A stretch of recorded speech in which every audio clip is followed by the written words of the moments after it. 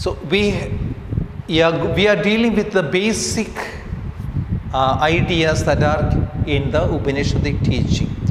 We have said that is karma, dharma, moksha and samsara.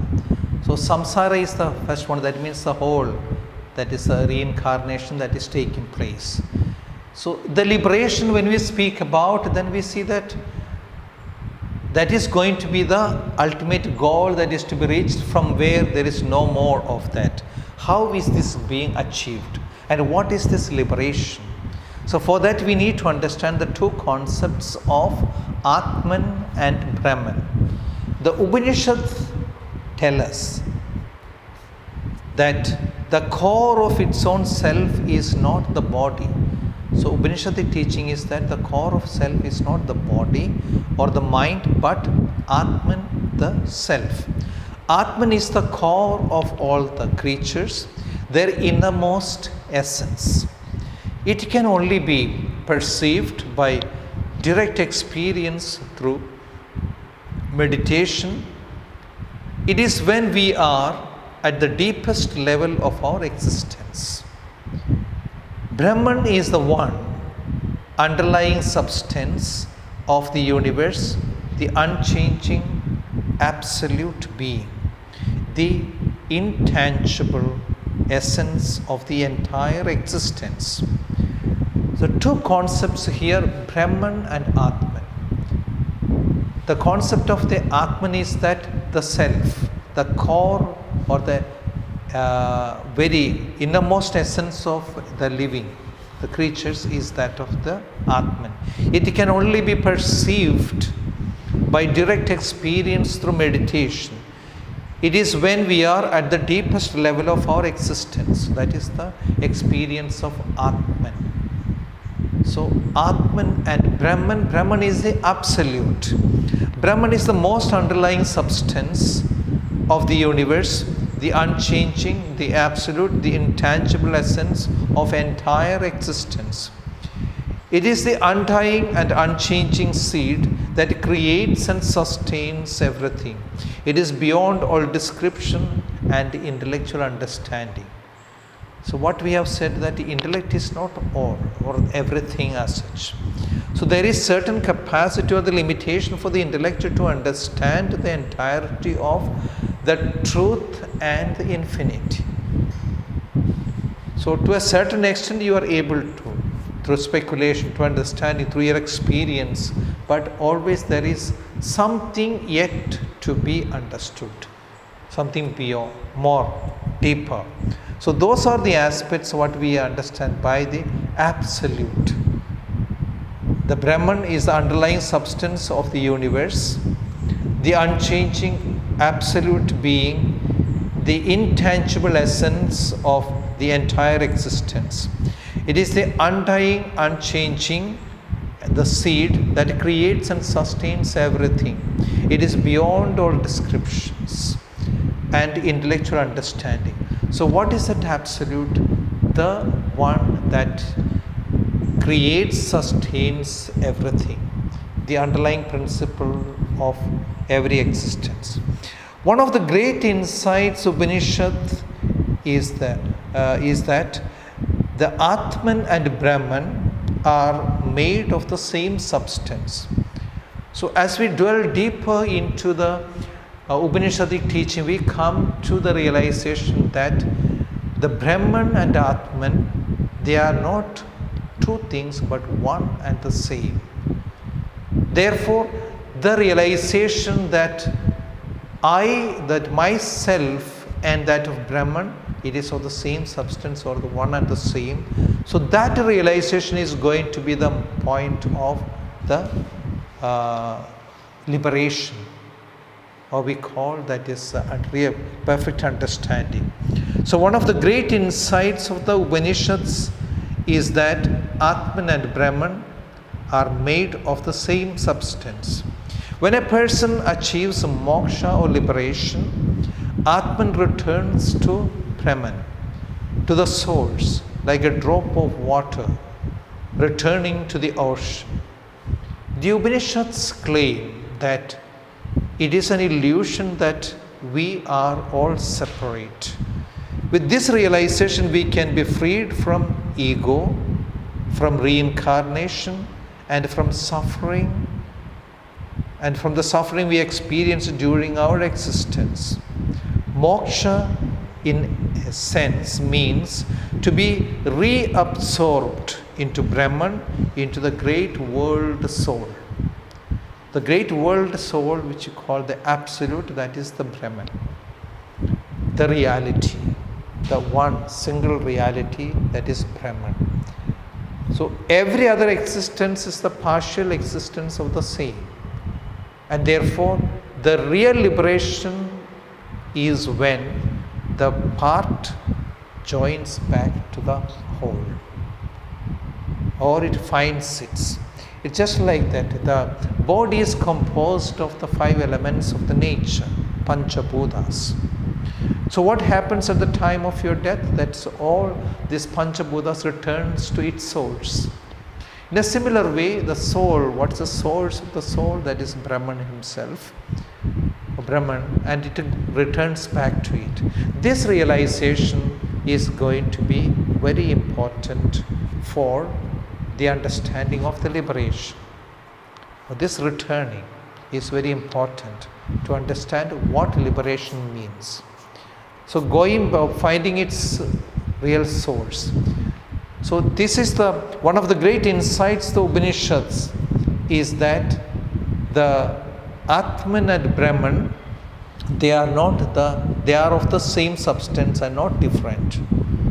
So the great saying that Aham Brahmasmi, I and the Brahman, one and the same. So once you realize that, then all the other aspects, they do not matter much. The main relationship that you are going to build is that is between yourself and that of the Absolute. The following passage explains, in metaphorical terms, the idea that Atman and Brahman are the same. As the same fire assumes different shapes when it consumes objects of differing in shape, so does the one self takes the shape of every creature in whom he is present. The Katha Upanishad 2:9.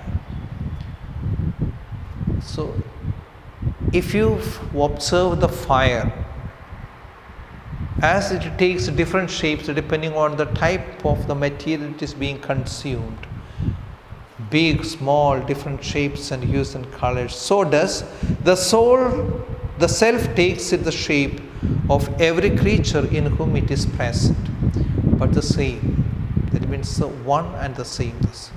So that is metaphorically it is explained here, the one world soul, that is Brahman. From him emanates all the other living organisms.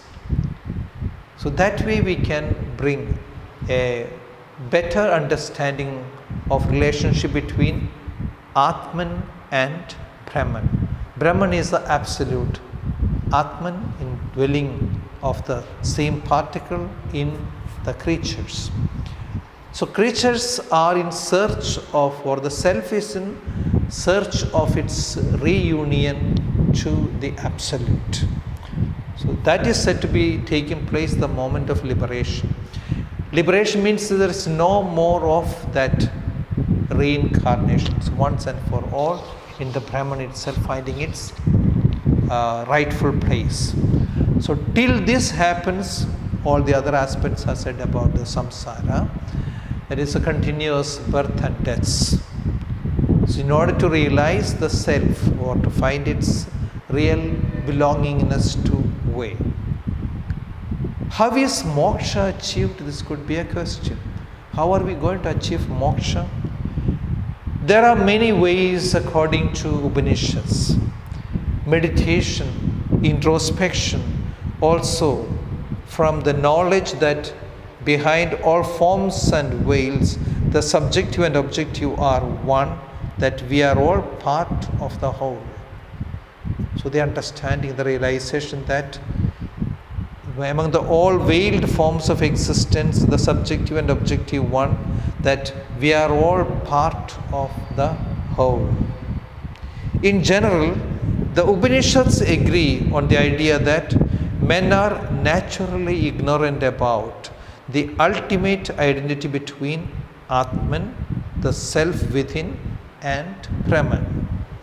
One of the goals of the meditation is to achieve this identification with Brahman and abandon the ignorance that arises from the identification with the illusory or quasi-illusory of the common sense world. The problem that we seem to go through is on account of our diversified or not really understanding what is this self. We consider this self as another existence quite different from everything else, but fail to see that the self which is indwelling in me, it is one and the same substance. That moment of realization said to be the goal or the moksha. So this moksha is to be achieved through meditation, introspection, and also from knowledge that behind all forms and veils, subjective and objective, are one, that we are all part of the whole. That's one world soul. One of the goals of the meditation is to achieve this identification with the Brahman. So the final liberation, we can say, you are identifying yourself with Brahman. Aham Brahmasmi, or Tattvamasi, the what that. That realization is the highest goal.